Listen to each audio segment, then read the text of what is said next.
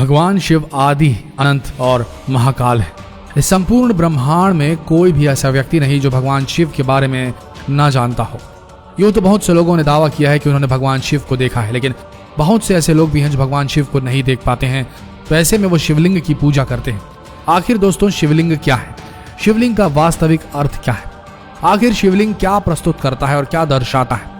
इस खास वीडियो में हम इस रहस्य से पर्दा उठाने जा रहे हैं कि आखिर भगवान शिव के प्रतीक के रूप में पूजा जाने वाला शिवलिंग क्या दर्शाता है।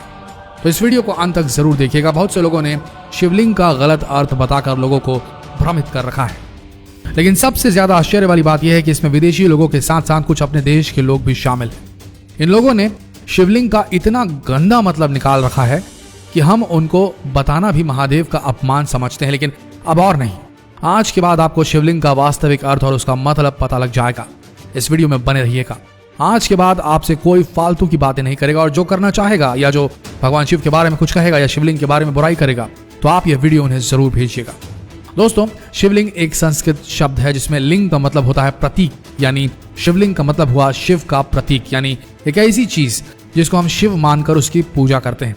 आज हम आपको बताएंगे शिवलिंग के बारे में और इसकी खास शक्तियों के बारे में। शिवलिंग एक ऐसा ढांचा है जिसको एक खास मकसद से बनाया जाता है। आपने भगवान शिव के तरह तरह के शिवलिंग देखे होंगे। ये सभी शिवलिंग मनुष्य के द्वारा बनाए गए हैं। कहीं कहीं अपनी भक्ति दिखाने के लिए जैसा मन में आया वैसा शिवलिंग बना दिया गया, और कुछ कुछ शिवलिंग तो ऐसे हैं जो प्राकृतिक रूप से बने हुए हैं। लेकिन हम जब 12 ज्योतिर्लिंगों को देखते हैं तो उन सब की शेप अलग है, यानी कि उनका आकार अलग है, क्योंकि अलग अलग मकसद के लिए अलग अलग शिवलिंग बनाए गए। इनमें से कुछ शिवलिंगों को सेहत के लिए बनाया गया, तो कुछ शिवलिंगों को खुशहाली के लिए, और कुछ को ध्यान साधना के लिए। लेकिन इन सब चीजों में एक चीज समान है, ये सभी शिवलिंग अलौकिक हैं। इसका सरल अर्थ यह है कि शिव किसी स्त्री या पुरुष का प्रतीक ना होकर संपूर्ण ब्रह्मांड, आकाश, सूर्य और निराकार का प्रतीक है। उन्हें किसी एक चीज में नहीं रखा जा सकता, क्योंकि वो खुद एक प्रतीक है। अगर आप वैज्ञानिकों द्वारा ली गई कुछ तस्वीरें देखेंगे तो आप पाएंगे कि हमारा ब्रह्मांड भी शिवलिंग से मिलता जुलता है। स्कंद पुराण के अनुसार है आकाश स्वयं एक लिंग है और शिवलिंग समस्त ब्रह्मांड की धुरी है। शिवलिंग अनंत है, इसकी ना कोई शुरुआत है और ना ही कोई अंत। इसलिए शिवलिंग का एक अर्थ अंत भी होता है। बहुत से शिवलिंगों को प्राचीन ज्ञान और शास्त्रों में दिए गए निर्देशों से बनाया गया है। जैसे कि हमने आपको बताया, शिवलिंग का अर्थ अंत भी होता है। और आप तो जानते ही हैं, स्वयं भगवान शिव जिन्हें विनाशक, द डिस्ट्रॉयर भी कहा जाता है, जो इस ब्रह्मांड और सृष्टि की शुरुआत भी हैं और अंत भी हैं। दोस्तों, इस ब्रह्मांड में दो ही चीजें हैं जो असल में वास्तविक है। एक एनर्जी, जिसे ऑरा भी कहा जा सकता है, और दूसरा पदार्थ। मानव शरीर पदार्थ से निर्मित है और आत्मा ऊर्जा यानी एनर्जी है। इसी प्रकार शिव पदार्थ हैं और उनकी शक्तियां ऊर्जा है, और दोनों मिलकर शिवलिंग बनाते हैं।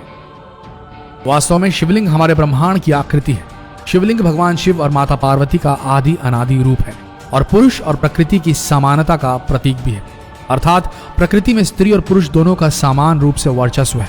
किसी मूर्ख को आसान भाषा में समझाने के लिए आप ये बता सकते हैं कि शिवलिंग शिव का प्रतीक है, ना ही लिंग का। शिवलिंग से जुड़ी एक कहानी भी आपसे साझा करना चाहेंगे। ये सब तो आप जानते ही हैं कि ब्रह्मा सृष्टि के रचयिता है और विष्णु पालनहार, और सृष्टि को संतुलित करने के लिए भगवान शिव हैं। ऐसे ही एक बार भगवान ब्रह्मा और विष्णु के बीच लड़ाई हो गई कि आखिर में हम दोनों में से कौन बड़ा है, किसकी शक्तियां सबसे बड़ी हैं। दोनों आपस में बहस करने लगे। इतनी देर में एक आकाशवाणी हुई जिसमें कहा गया, एक खास काला पत्थर है जिसकी ऊंचाई या गहराई का अगर किसी ने भी अंदाजा लगाया तो सबसे बड़ा हो जाएगा। ऐसे में भगवान ब्रह्मा ने जैसे ही सुना, वो तुरंत उसकी तरफ रुख करने लगे ताकि उसका अंतिम छोर ढूंढ सके। वहीं भगवान विष्णु उनकी जड़ की तरफ बढ़े, क्योंकि उन्हें पता था कि किसी पौधे की भांति इस शिवलिंग का कोई ना कोई जड़ जरूर होगा। वह दोनों लगातार उस काले पत्थर की जड़ और अंतिम सीमा को ढूंढने के लिए बढ़ते ही रहे।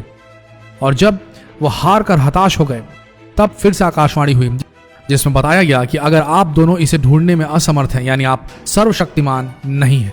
और उसी समय प्रकट हुए भगवान शिव, जो उस काले पत्थर के रूप में उनके सामने थे। यूं तो उन्हें काला पत्थर कहना बहुत गलत है, लेकिन आजकल के वास्तविक जीवन में हर कोई यही कहता है।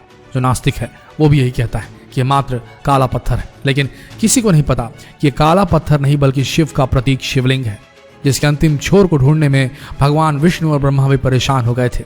तो दोस्तों, यही है शिवलिंग का वास्तविक अर्थ। आशा करते हैं वीडियो आप सबको अच्छी लगी होगी। तो जितना हो सके इस वीडियो को शेयर करें फेसबुक पर, व्हाट्सएप पर, और ऐसी ही वीडियोस के लिए बने रहिए हमारे इस पेज के साथ। अगर आपने अब तक फॉलो नहीं किया ये पेज तो अभी फॉलो कीजिए। मिलते हैं अगले वीडियो में। धन्यवाद।